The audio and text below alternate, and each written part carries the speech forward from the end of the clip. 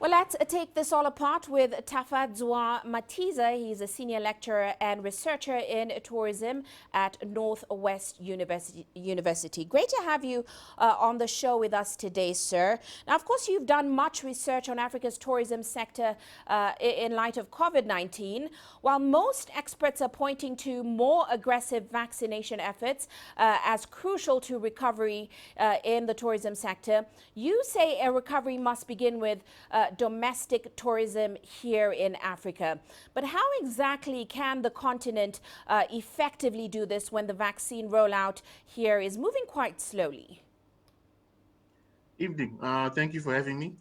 The issue with vaccinations, unfortunately, there's no other way that the African continent can open up as a tourism destination, especially for international tourism, without having most of its population vaccinated. I said that domestic tourism would be important to revive African tourism. This is probably based on the condition that African governments are able to vaccinate at least 60 to 70% of the population. That will allow national governments to open up their tourism economies to international tourists, because perception is very important when it comes to tourism. And for tourists to feel safe traveling to Africa, I think vaccination is the way forward. But once vaccination has been done, for people to have the confidence to come to Africa, to travel to Africa, the locals have to be willing to travel. So by traveling in their own continent, traveling regionally, maybe, international tourists will have the confidence to then travel to the continent. Well, speaking of perception and looking at previous crisis or health crisis in tourism, such as SARS in China, we had Ebola in West Africa. What lessons can we learn that can help mitigate the effects of that perceived risk or perception that tourists have now? I think the key would be to understand that the COVID-19 pandemic is not one-dimensional. In terms of its effect on tourism, there are actually three or four other types of risk that actually then influence tourists. For example, for social risk, whereby tourists would need to feel safe and consider whether they need isolation from the locals, for example. Do they need to be isolated from the locals when they're traveling to the continent? Do they have the confidence to interact with other tourists? Psychological risk also exists, where tourists may have the anxiety of traveling to a continent where not many people are vaccinated. And there's also the issue of the financial risk involved, whereby we talk about the value for money. Will my traveling to Africa provide me value for money in terms of my tourism spend?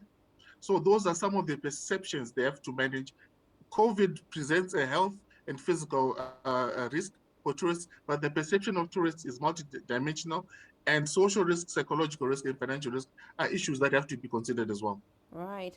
Well, on a lighter note, many also say that this crisis is an opportunity to rethink tourism going forward in Africa, factoring in things like technology, digitalization, low carbon transition, and of course, an overall structural transformation. What are your thoughts on that?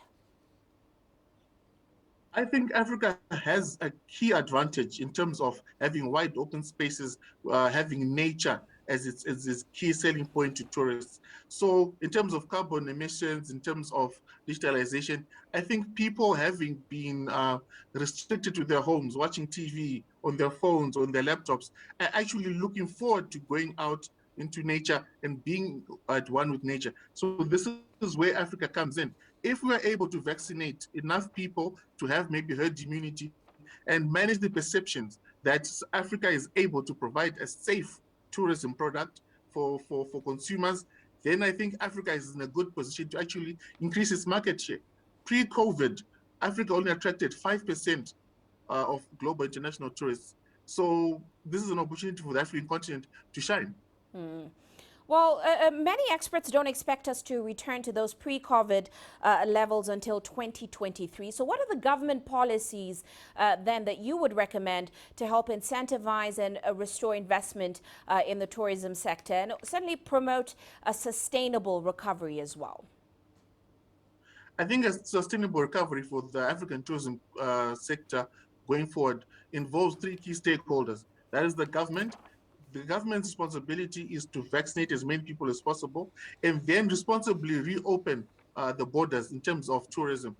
A key approach would actually be to open what I would like to consider to be tourism bubbles. Open your borders regionally, allow regional tourism to occur within that bubble. And as the sector recuperates in terms of getting enough people back into their jobs, getting their businesses back on their feet, then they can then expand and open their borders to international markets. Tourism suppliers and the owners, the brand owners of certain destinations also have a duty to provide a safe product and also provide value for money going forward.